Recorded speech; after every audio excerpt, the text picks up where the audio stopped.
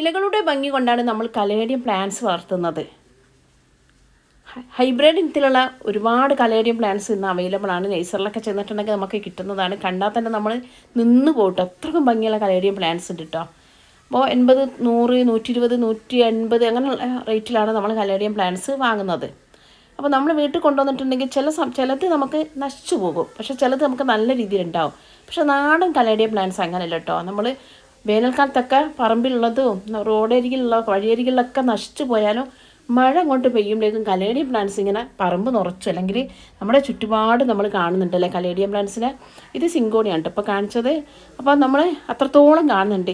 കലാകാരൻ ഇങ്ങനെ കൊത്തി പെയിൻറ്റിങ് ചെയ്ത പോലെയാണ് നമ്മുടെ കലേഡിയം പ്ലാന്റ്സ് കേട്ടോ.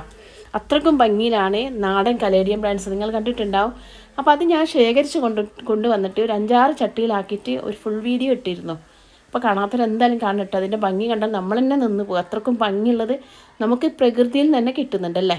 അപ്പോൾ കലേഡിയം പ്ലാന്റ്സ് നമുക്ക് നട്ടിട്ടുണ്ടെങ്കിൽ, അതായത് അതിൻ്റെ കിഴങ്ങ് നഷ്ടപ്പെട്ടിട്ടെങ്കിൽ നമ്മുടെ കലേഡിയം പ്ലാന്റ്സ് ഒരിക്കലും നശിച്ചു പോലുണ്ടോ. അപ്പോൾ എല്ലാവർക്കും വീഡിയോ ഇഷ്ടപ്പെട്ടെന്നാൽ ലൈക്ക് ചെയ്യണേ.